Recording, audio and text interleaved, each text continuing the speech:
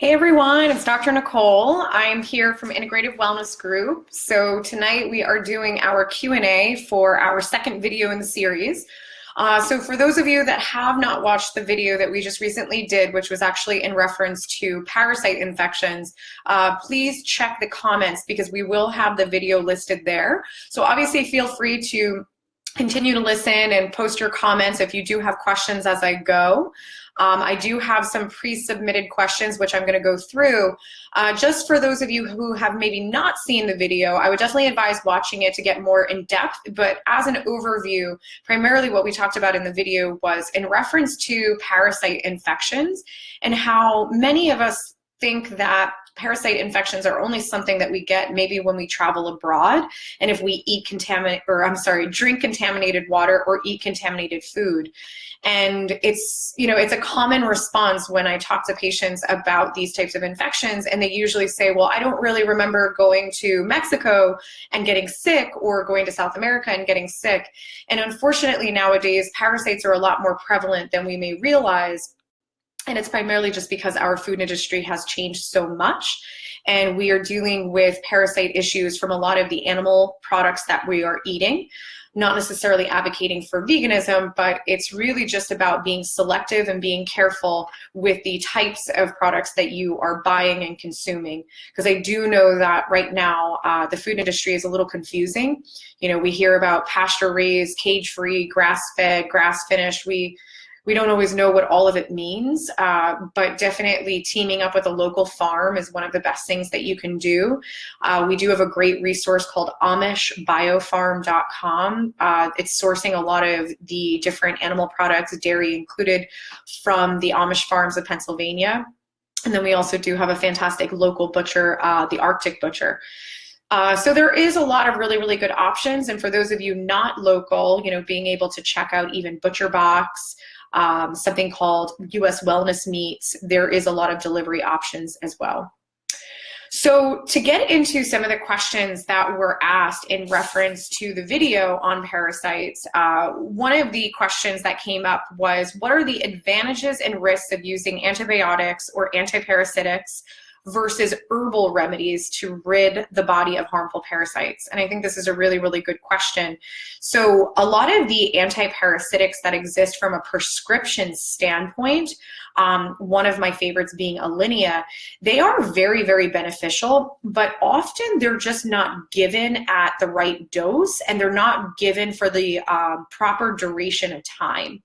So to get really graphic and kind of gross with you guys, because people always make faces as I talk about this, but when you're dealing with parasites, unfortunately, if you do a round of antiparasitics for 7 days, no matter how strong it is, unfortunately, you will get rid of a bulk of the parasites, but unfortunately, you will not get rid of the eggs that have already been laid by the parasites. And I know that's very alarming to people, but unfortunately, parasites, they do reproduce, same as us, and that is one of the things that makes it so difficult to get rid of them. So if you have known that you had an issue with parasites, and you have gone either the antiparasitic route or even antibiotic route, you probably were not able to get rid of all of the live organisms in addition to the eggs within 7 days or less. Antibiotics, on the other hand, they are not necessarily appropriate for parasite infections. Parasites and bacteria are very different. So antibiotics will not necessarily do the trick in the event that you are dealing with a true parasite infection. So if you are somebody who has really bad gastrointestinal issues and you have maybe been put on an antibiotic to address a bacterial overgrowth and you have not seen results, you might want to really go down the road and seeing if parasites are a problem. One of the things that I did talk very in depth about in the video is diagnosing parasites is really, really difficult. So again, if you are someone who's had a colonoscopy, if you've had even a stool sample, if you've had an endoscopy and you've been cleared, you will never find parasites in an endoscopy or a colonoscopy. It's not possible for them to be visible unless they are very, very large. And the other component of that is stool samples are not always very accurate. If you had a stool sample that was put under a microscope very fast, within a couple of minutes of the bowel movement leaving the body, you will actually get a positive reading. But if you're doing a traditional stool sample that you are packaging and then sending out to a lab, then 20 minutes after the bowel movement leaves the body, all of the parasites will self-destruct. So by the time it reaches the lab, they will not be able to detect the parasites. So that's a very, very important thing to know. So don't always think that I've had the proper testing done and there's no chance that I have parasites, because they do hide. So another question was, are there other modalities outside of supplements that are effective at ridding the body of harmful parasites? And the question is, or the answer is yes. So one of the routes that we go in our practice is we do use a lot of vibrational and energetic work. So primarily what I mean by that is we use something called a bioresonance scan, and we also use something called a bioscan. They actually work quite differently. One works truly just on the energy systems and the meridians of the body, and then the other avenue treats the actual tissue. And it does have destructive therapies to actually create die-off of these parasites. So there are routes that you can go in different technologies that exist. We do have many of those things here at IWG. But something else that is actually very, very useful is enemas. And there is a very specific type of enema called the Gubarev protocol. It's not the most fun and it's not the most glamorous, I'll tell you that. But this is something that you can probably research online to get the very detailed step-by-step. It is quite involved, but it pretty much entails 4 days of enemas that are held for 2 hours each. And you actually start with a milk and salt solution, which creates a lot of mucus, which starts the shedding process. And then you use other solutions in order to really fully mobilize the parasites. So this is not the most fun. It's very long. You really have to be patient and disciplined to do it, but it is a route that you can go. Another question that we had was, could hair loss, weight loss, or even memory loss be related to parasite infections? And when you're dealing with like hair loss, weight loss, I guess they're all very different. So hair loss, yes, if you do have some type of parasite infection, so actually like bed bugs and lice are classified as parasites. So those types of parasites can get into the bulb of the hair or the hair cuticle and create long-term issues from a hair loss perspective. When it comes to weight loss, I honestly see the opposite much of the time, that there is weight gain with parasites, primarily because there's so much inflammation that's happening in the gut. But I do see some people that have had parasites since a very, very young age that are dealing with the weight loss, and they also are dealing with excessive hunger. And that's usually because so much of their nutrients are being stolen by these organisms. When it comes to the memory loss, I wouldn't really just say memory loss is part of parasites, but there has been a lot of research that has been done on some parasites that are actually transmitted through cats. And it doesn't necessarily mean like you're scratched by the cat or you were bit by the cat, but it can just be actually cleaning out a litter box, because most parasites are transmitted fecal oral. I know that's very gross, but it's primarily if the feces become airborne or if it gets into your water, drinking water as well. And that's the typical route of transmission. But one of the parasites that is very well studied, and it's actually been linked to many neurological disorders, including bipolar and schizophrenia, is a parasite called Toxoplasma gondii. And that is specifically a cat-borne type of parasite. There is another cat-derived, it's technically a bacteria, but it actually can act like a parasite in the body, and it's known as cat scratch fever, which is also known as Bartonella. And Bartonella is a very common co-infection with Lyme's disease. And this has many neurological implications as well. And that might be memory loss, it might be shifts in your mood, it might be irrational behavior, it might be compulsiveness, and it might even just be lack of fear. So usually doing a lot of different activities that create an adrenaline rush. So if you are noticing, irrational behaviors, or your behaviors are very, very up and down, or even a loved one, you might consider that they have potentially been exposed, especially if they do have a history of having a cat as a pet. I'm not like bashing anybody's cats. Everyone gets really upset, and I'm not telling you to get rid of pets or cats or anything like that. It's just something to just be aware of, because, if we are going down the route of medicating for different types of mental illness, sometimes it's a parasite issue, and sometimes it's not truly, a mental illness that is coming from, emotions or experience. It can actually be a biochemical issue. So it's definitely something that's really empowering to help people to stabilize that area by just going the route of doing an anti-parasitic protocol. So the next question that we have is, could intestinal parasites cause digestive issues and bring about sensitivities with foods? And yes, the answer is yes. So the most common diagnoses that I see when people have had long-standing parasites is diverticulitis or diverticulosis. That is very, very common. I also see different types of growths in the gut. So if that means it's polyps, or if there's been obstruction. And what's very interesting about symptomatology when it comes to the gastrointestinal system is, when people have parasites initially, they find themselves having loose bowel movements, or having to go to the bathroom after almost every meal. And then the longer that the parasites are there, most of the time, because we have no idea, the longer that they're there is when we start to shift into that constipation. So usually I will see chronic parasite issues with constipation, and I will see more of diarrhea, loose bowel movements when they are more acute, meaning they are more of a new exposure. So this is definitely something to be hyper aware of, because technically at the end of the day, when you get that diagnosis of irritable bowel syndrome, that typically means you're yo-yoing in between loose bowel movements and constipation. And that sometimes is telling us that there is an underlying issue. I'm not going to say that it's always parasites. There sometimes could be bacterial issues. There can be fungal issues. There can be a whole slew of things, but you definitely want to consider if parasites are part of the problem.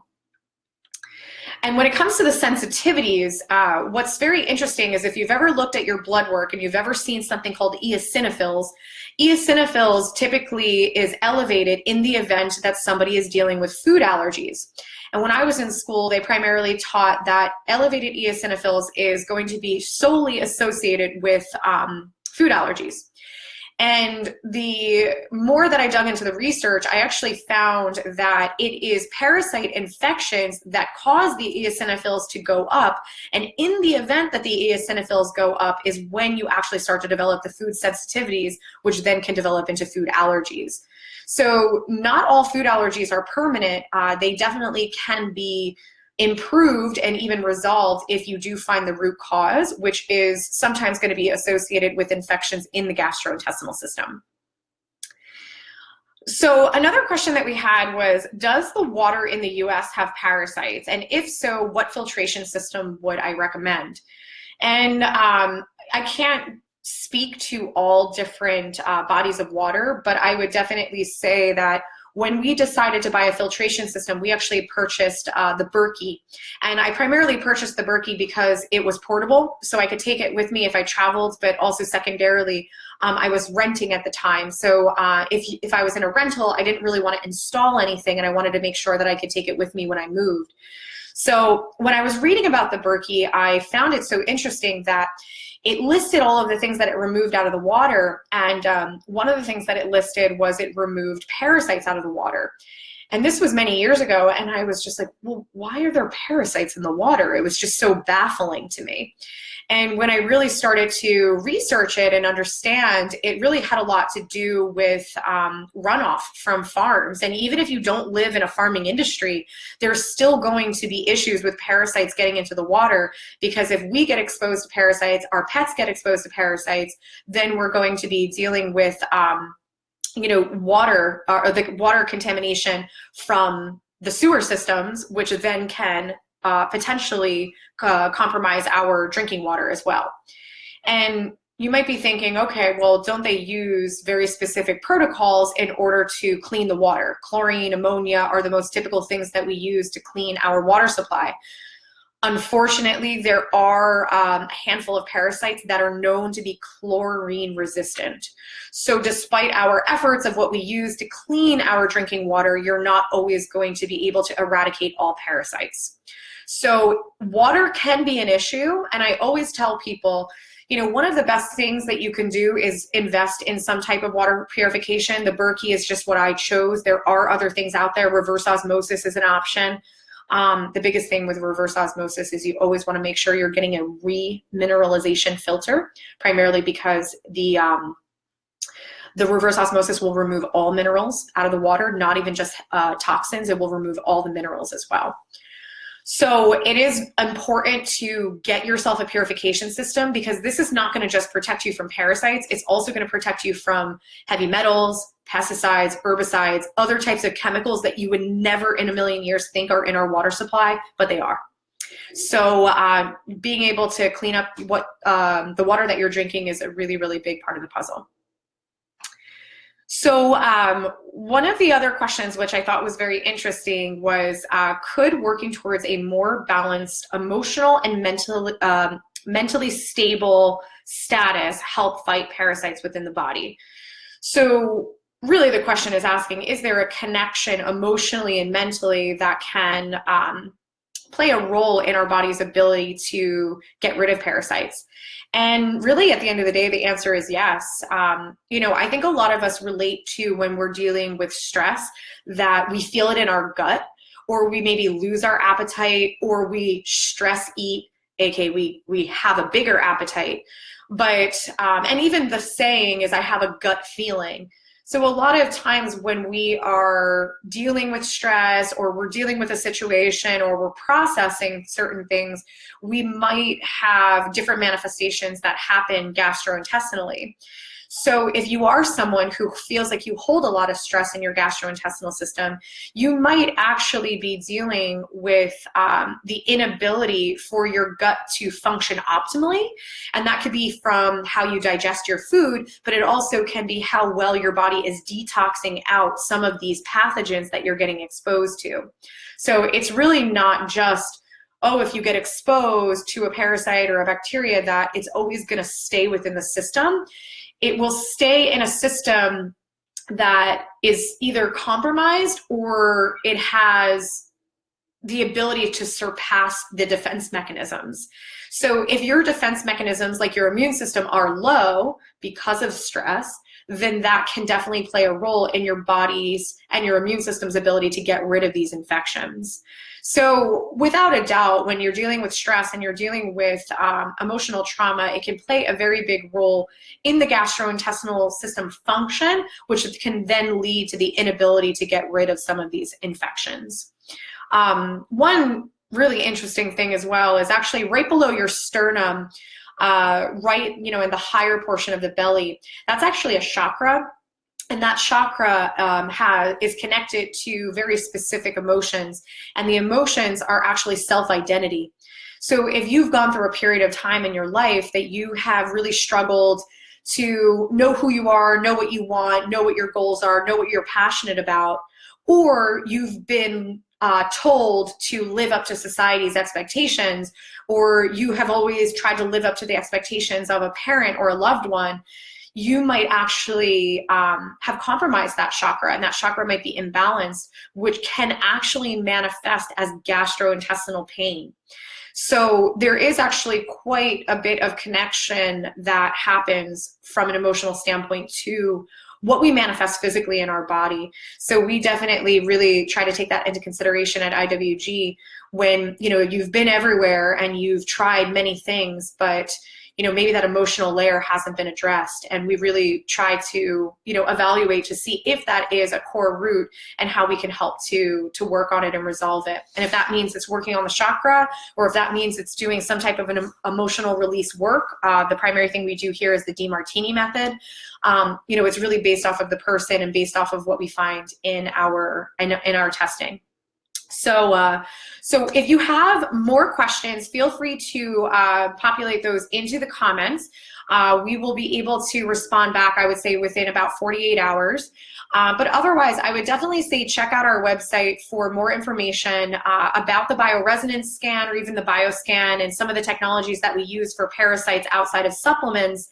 And if you do check out our podcast on iTunes, it's called Integrative Wellness Radio. I do many podcasts on a lot of these topics. I have talked about parasites many times. And, and with that being said, it's living in the US, I think a lot of people think there's no possible way that I have parasite infections. And unfortunately, most of us do. And especially if you are a person who eats fish, if you're a person who eats sushi, I would highly recommend checking out a book called Real Food, Fake Food. It was written by a food journalist.